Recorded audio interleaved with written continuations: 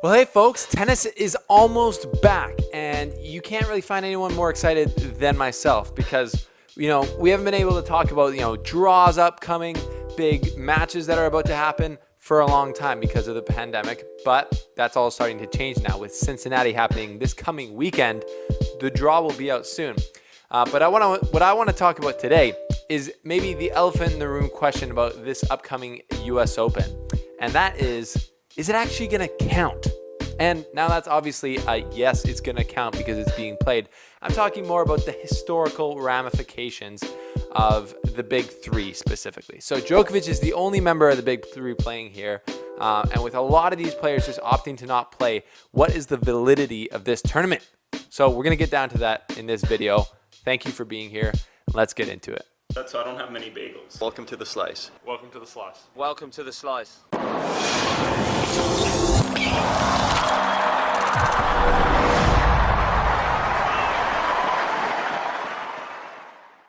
All right, thanks for being here, folks. And this episode of The Slice is officially brought to you by topleveltennis.com, the best place in the world to get online tennis coaching videos and masterclasses like the one that has just been released from Boris Becker.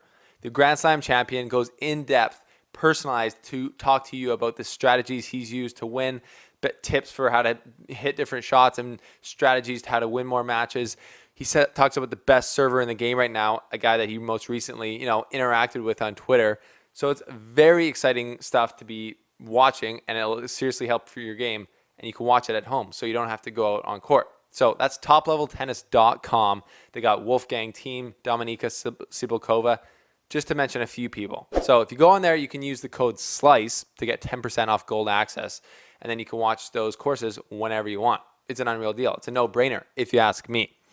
So what's happening leading up to the US Open? Well, lots has, because since my last video where I talked about what Nadal and Djokovic should do, whether they're going to play the US Open or not, I said Nadal shouldn't play the US Open. I don't know if his body can handle this much tennis, and he opted out. So he was clearly listening. My guy, friend of the show status, I don't know. And then Djokovic played the US Open like I thought he would, and I thought he should, because he's younger. He should be able to handle it all, and he's got a really good chance to win the US Open as he is the best hardcourt player on planet Earth. But almost every day, it seems like star power drops out. We got Simona Halep not playing. We got Ash Barty not playing. We've got a lot of players not playing. I'm going to specifically focus on the big three in this video here, talking about the validity of this year's US Open. But just before that, it's been really cool to see everyone kind of getting back into it. I'm following all the players on Instagram, etc. They're all excited to get back playing tennis, obviously. They're like in the bubble, it looks like, at the US Open, about to play Cincinnati in New York. So it's a totally weird time, but everything is these days. So it's just been really cool to see kind of the tennis world waking back up and getting ready for some actual action. So with Nadal out, opting not to play, Federer opting not to play, Djokovic looks like he has a smoking chance to win his 18th Grand Slam and win the US Open again. And I'm going to look at this tournament as far as how much it's going to count in the historical race when it comes to the GOAT debate, because that's what everyone always wants to talk about. So let's do it. When it comes to this tournament, I think it does count. It has to count. It's a tournament that's going down in the books. Federer's injured. He can't be there. It's not the first time a big three member hasn't been there. Nadal's chosen not to play. So that's obviously a new thing because of coronavirus. We've got players, really good players, who aren't going to be there just because they don't want to risk it. That's Nadal. I think Kyrgios just didn't want to come just to take a stand. But whatever. There's going to be some star power missing there. But Djokovic, if he were to go on and win this US Open, it would count 100%. People would still debate it, but that's just a fact. It would count 100%, and I wouldn't take anything away from it. You would obviously have to look at, who was there, but it still is going to be his great 18th Grand Slam if he wins, and that much closer to, overtaking Federer in the all-time Grand Slam race. But saying that, I also cannot accept then any Djokovic fan or Nadal fan for that matter talking about Federer's weak era Grand Slam victories, because there's no such thing.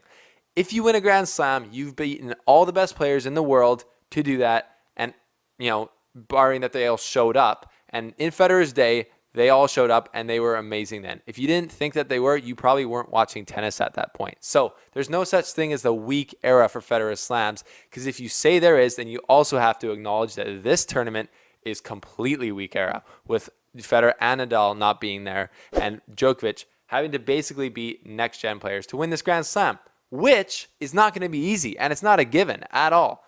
We're just talking about the validity of this year's U.S. Open. So it counts 100%, and it's Djokovic's time now to step up to the plate and win it, because this is an opportunity, make no doubt about it. Was Federer his biggest competition? Probably not. Was Nadal? Probably. But I think some of these young guys could be super big scares for Djokovic on his quest to get his 18th. So let's look at it quickly. So we got Dominic Thiem, who's won 4 of their last 6 outings, puttered out of steam in the Australian Open final where he had a massive lead and it was looking real bad for Djokovic. So he's got some confidence coming into this, winning 2 of their last 3 Grand Slam matchups at the French Open. The U.S. Open's historically been a little slower, higher bouncing. Could this help a younger, fitter, stronger Dominic Thiem? We'll see. We got Alexander Zverev, who has won their only 2 finals that they've ever played in. So he's got some reasons why, he thinks that he could beat old Djokovic in there. They also played together at the Adria Tour. Rest in peace to the Adria Tour. So it's not like Zverev's unfamiliar with Djokovic's game, and it's not like he's going to be scared of him stepping out on court. Again, the younger, probably fitter player. And then we got Tsitsipas, who's also won against Djokovic before, winning 2 of their 5 meetings. He's full of confidence, he's full of weapons, and he's got the youth on his side. This is a point coming in for Djokovic now. He's not as young as he used to be. He's not the physical beast. He's going to have to outmaneuver these guys with his tennis IQ and his skill, which are much higher than theirs. But still, that's how upsets happen, I think, is physically dominant players coming in. And if Djokovic isn't up to snuff, it's going to be tough. And then we got Medvedev, the human Russian backboard, who is a nightmare for anyone. We saw him almost win the U.S. Open last year, coming oh so close to coming back in epic fashion against Nadal.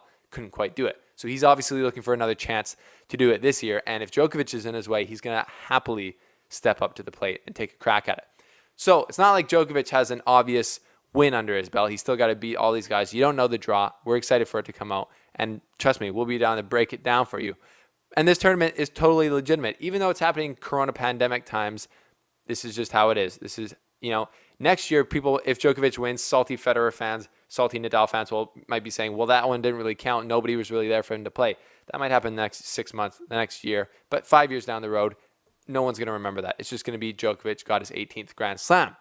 If he does, again. So I can't wait to watch it go down. I think we got like 2 more weeks to wait until it starts to go. And I am absolutely psyched. The Cincinnati draw should come out at any time, and we'll break it down for you for sure. So thanks for being here. Thank you for liking the video, subscribing.